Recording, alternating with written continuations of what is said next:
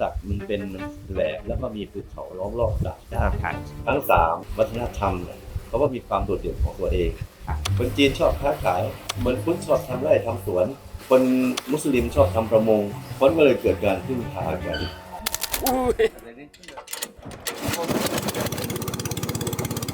ฟังมันกดแจไม่ได้ครับแล้วก็ขับเหมือนรถยนต์นี่แหละแรงนะเนี่ย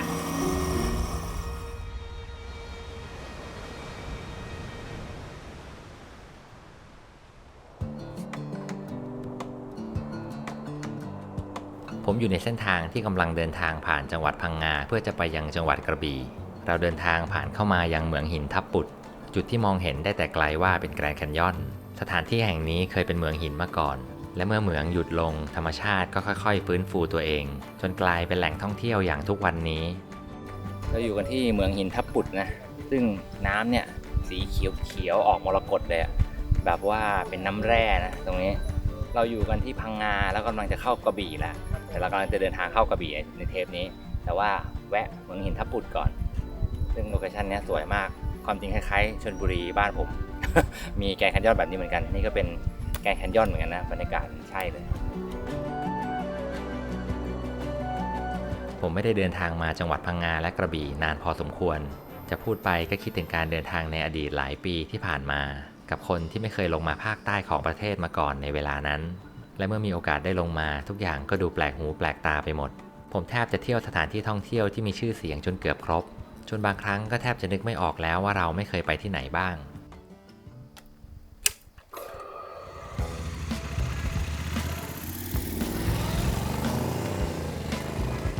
การท่องเที่ยวไทยในปัจจุบันของผมนั้นจะต้องเฟ้นหาจุดท่องเที่ยวที่เป็นเมืองรองมากขึ้น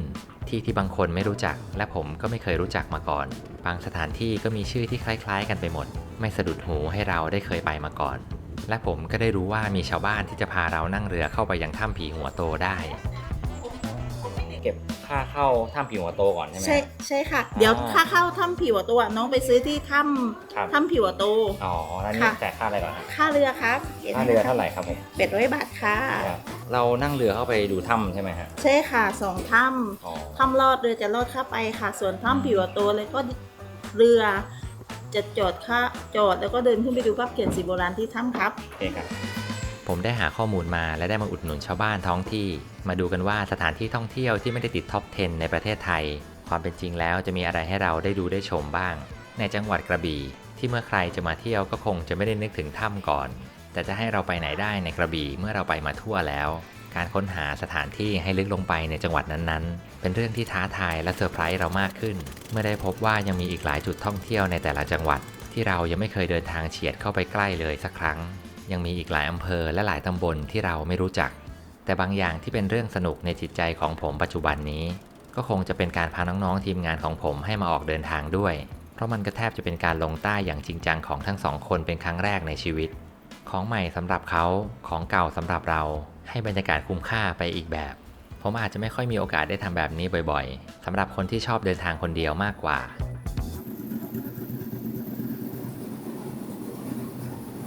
โอเคตอนนี้เราเข้ามาในถ้ำลอดแล้วนะซึ่งจะมีอะไรโดนหัวไหมไม่แน่นะเราต้องหันไปทางนู้นจะดีกว่านี่เราก็เข้ามาในเขตกระบี่แล้วนะซึ่งเป็นถ้ำลอดบรรยากาศสวยมากเลยไม่เคยมาเดี๋ยวกลัวอะไรโดนหัว เดี๋ยวลงมานั่งล่างกันนี่คือเราลอดถ้ำจากฝั่งนู้นมานะแล้วก็มาถึงตรงนี้เป็นป่าโกงกลางล้อมรอบทั้งหมดเลย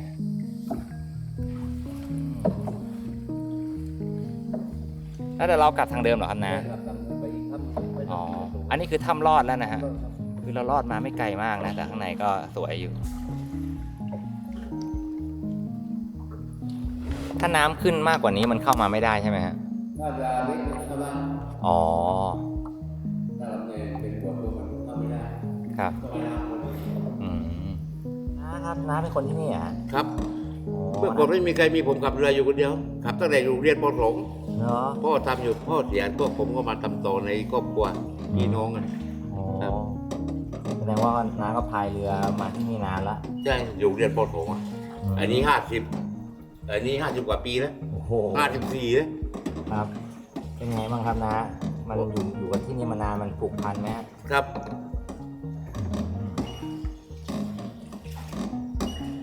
ช่วงนี้นักท่องเที่ยวน้อยลงไหมครับ ครับน้อยครับ ทำไมอะนะ ก็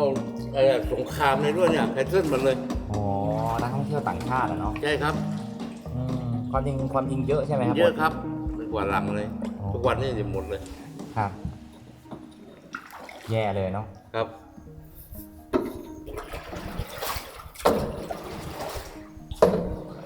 เราจะไปถ้ำอะไรต่อครับ ถ้ำผี นะ วัวโตครับ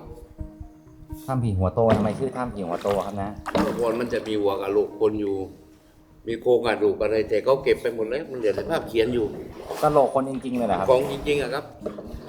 กะโหลกนี่จะโตกว่าคนเราธรรมดาคนสมัยก่อนนะมันเหลือแต่ภาพเขียนอยู่ตอนนี้ แล้วก็ได้เวลาที่เราจะล่องเรือไปยังถ้ำผีหัวโต แต่ทุกอย่างในการเดินทางก็อาจจะไม่ได้เป็นอย่างที่หวังไว้ตอนนี้เราก็กลับมาที่ฝั่งแล้วนะเมื่อกี้เข้าไปที่ถ้ำผีหัวโตเขาเจอเจ้าหน้าที่เขาบอกว่าถ่ายไม่ได้นะครับถ้าไม่ได้ขออนุญาตอะไรเงี้ยเราก็เลยไม่เข้าไปไม่ถ่ายนะไปดีกว่า ผมเปลี่ยนอารมณ์จากแหล่งท่องเที่ยวมากินอาหารดีๆของชาวบ้านนี่น่าจะเป็นมื้อที่กินหรูที่สุดแล้วนะในการลงมาใต้ขนาดนี้แต่ละอย่างปูนิ่มเงี้ยปลาผงนึ่งซีอิ๊วหมึกผัดไข่เค็มหิวไง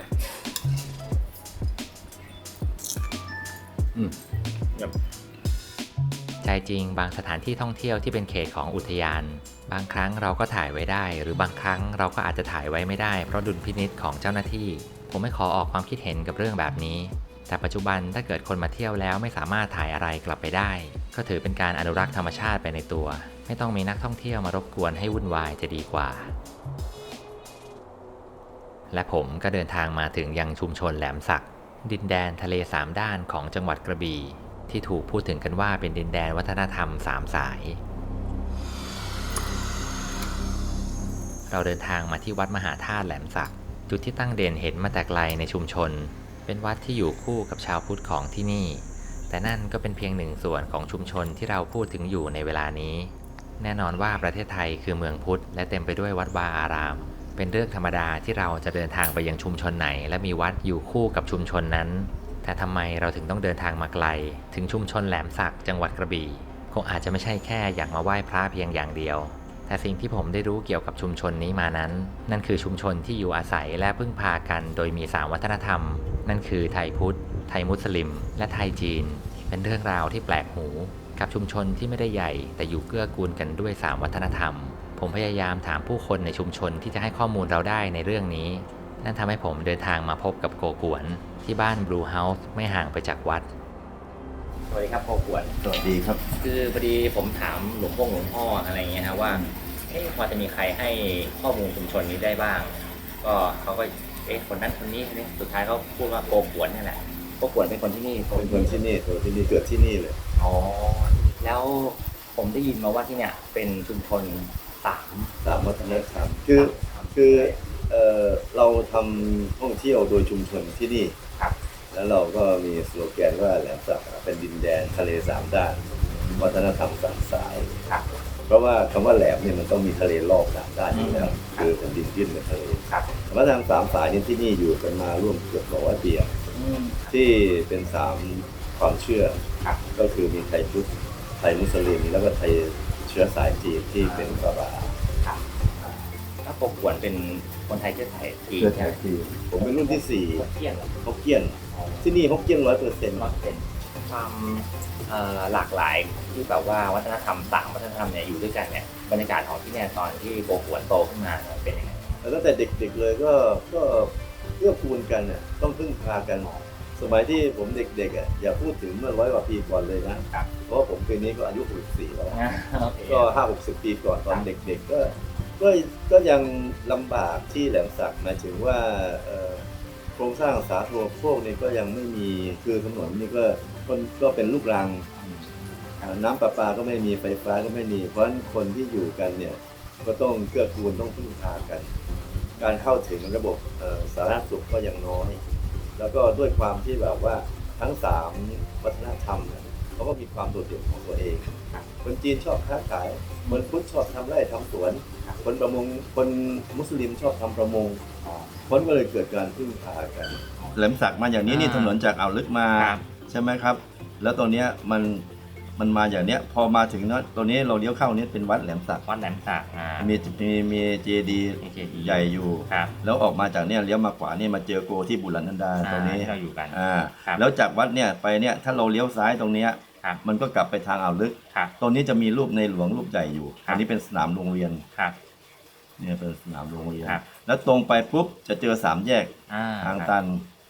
ถ้าหากว่าเลี้ยวไปทางด้านทางเหนือเนี่ย150 เมตรเจอศาลเจ้า ก็โปรตีอ่ะ ซกโปสีศาลเจ้าซกโปสี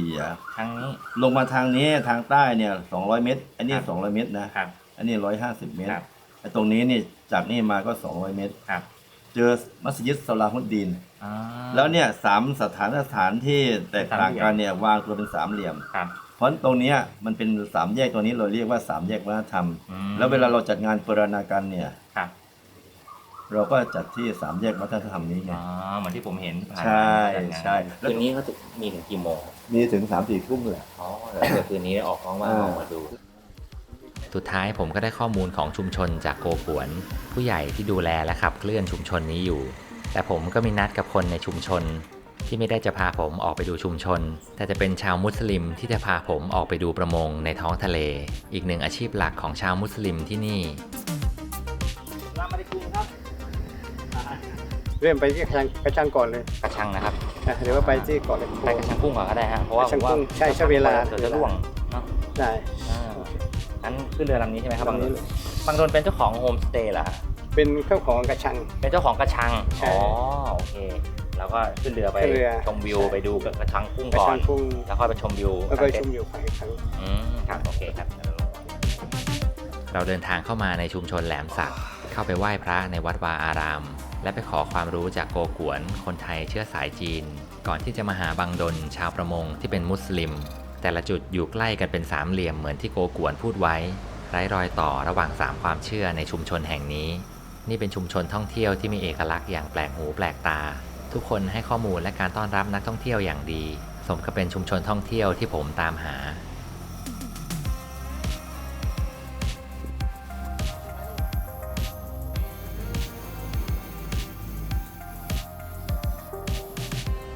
เราเดินทางได้พบผู้คนพบสถานที่ที่น่าจดจำรู้ตัวอีกทีเวลาก็ผ่านมานานมากแล้วกับการเดินทางที่ไม่เคยจบสิ้น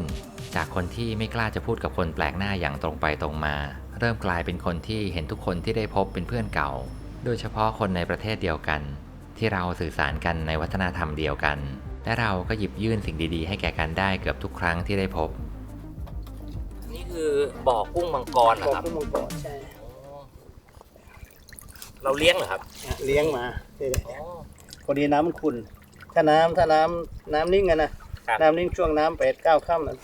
จะเห็นหมดเลยน้ำจะใสขึ้นเลย หนักนะเนี่ย หนักเดี๋ยวให้ดู โอ้โหมันว่ายน้ำไปข้างหลังเหรอครับ ใช่มันไอ้พวกนี้ถอยหลัง เอ้าเหรอ มันถอยหลังเวลามันตกใจมันจะถอยหลัง อ๋อแต่ แต่ ว่าย เวลาแต่ว่ายไปเดินหน้า มันมีเดินหน้ามีเกียร์หลัง มีเกียร์ถอยหลังด้ว เกี ย ยร์ถอยหลังด้วยใช่ รู้แล้วล่ะถึงคาดแล้วการชีวิต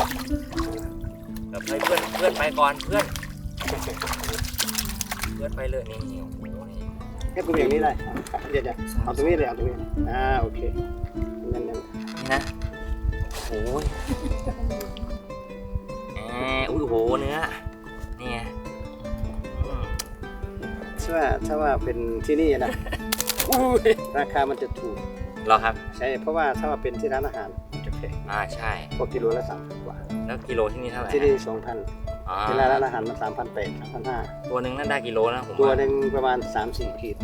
อ๋อไม่ถึงโลนะฮะ ใช่เพราะว่าทั้งที่3 ตัวโลนึงคือพวกกินพอดีเลยที่ว่าถ้าใหญ่ก็ไม่อร่อย อ๋อ พวกนี้ขนาดนี้ที่อร่อย บางดนแล้วมากระชังบางดนเนี่ยก็คือ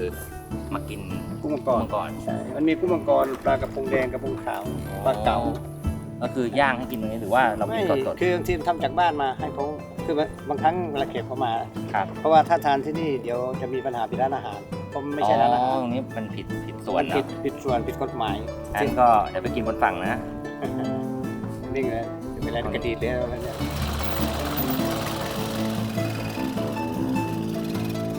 เราแวะชมกระชังกุ้งกระชังปลาของบางดนก่อนที่จะออกเรือไปดูเขาหินปูนที่อยู่รอบๆบริเวณ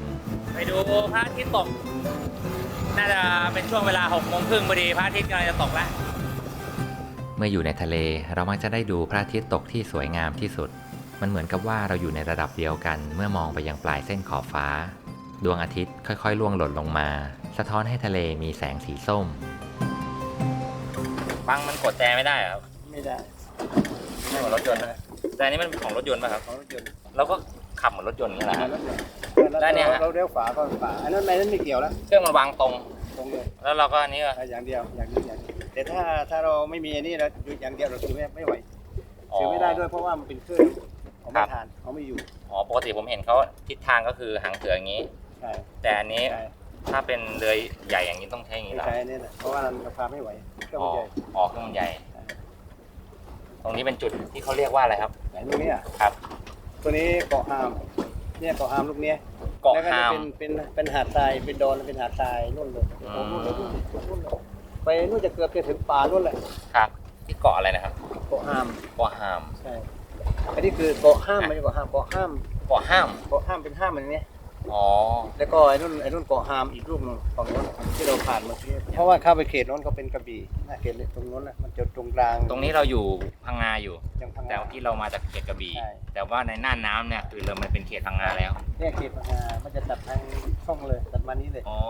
มีหลักอยู่นะบางก็จำได้เนาะ ลูกสองพี่น้องใช่ไหม อ่า ลูกฝั่งออกเนี่ยฝั่งออกตรงกลางเลย บางจำเป็นเหมือนถนนเป็นบ้านคนเป็นอะไรอย่างงี้นะ จำได้หมด เพราะเราออกเรือมานาน 40 กว่าปีแล้วอยู่ที่นี่ อ๋อ ที่บางเป็นทหารมาก่อนนะ เป็นทหารนะ เป็นทหารอยู่ 9 ปี อ๋อ ติดเชื้อจ่าลาออกลูกได้ลูกคนหนึง อ๋อ ลูกชายตอนนั้น7 ขวบพอดี ระหว่างที่บางดนสอนผมขับเรือดวงอาทิตย์ก็กำลังเริ่มที่จะรับขอบฟ้า ผมได้แต่ตื่นตาไปกับวิธีการขับเรือ ที่ไม่คิดว่าบางดนจะสอนผมขับเรือกลับฝั่งในช่วงเวลาที่สวยงามที่สุดของวันพอดี การที่เพิ่งได้รู้จักกันและมีความทรงจำที่ดีต่อกันนับเป็นเรื่องดีๆอีกหลายครั้งในชีวิตที่เราจะต้องจากกัน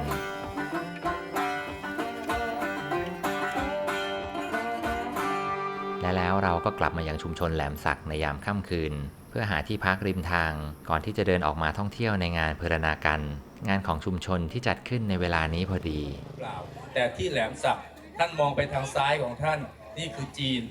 ท่านมองไปทางขวาของท่านมุสลิม ด้านหลังของท่านคือพุทธตรงนี้คือจุดกลางของแหลมสักครับ ขนมโบราณเก่าๆถูกขายอยู่ในงานโกกวนมีคนขอถ่ายรูปด้วยตลอดทาง ผมบอกตามตรงว่าเราเดินทางเข้ามายังชุมชนแหลมสักแบบที่ไม่รู้ว่ามีการจัดงานนี้ขึ้นมาก่อน ความบังเอิญเป็นสิ่งสวยงามที่เราได้พบโมาเดินงานนะครับ ก็มาในงานนี่ อ๋อ อย่างที่เล่าให้ฟังเนี่ย ครับ ตรงเนี้ยสามแยกวัฒนธรรม อ่า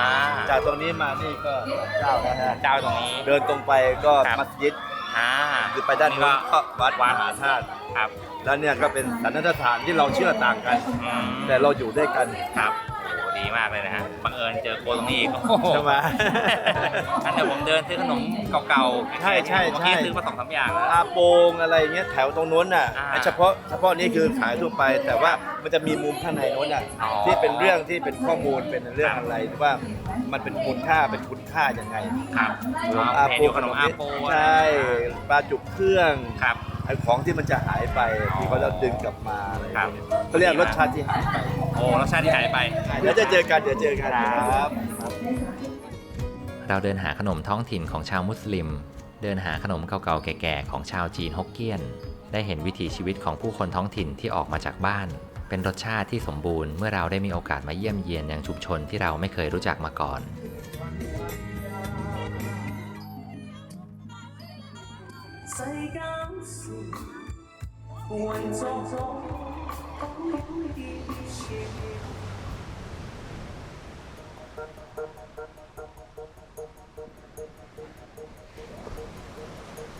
เราผ่านเข้ามายังชุมชนจนผ่านพ้นไปอีก1 วัน แต่สำหรับคนที่ออกเดินทางเกือบจะตลอดเวลา รุ่งเช้าเราก็ต้องนึกถึงสถานที่ต่อไปอย่างเป็นอัตโนมัติ ทุกอย่างถูกทำซ้ำและวนเวียนกันไปเป็นวงจร เหลือไว้เพียงความทรงจำในอดีต ที่เราได้ผ่านเข้ามาร่วมใช้ชีวิตกับใครบางคนที่ได้พบ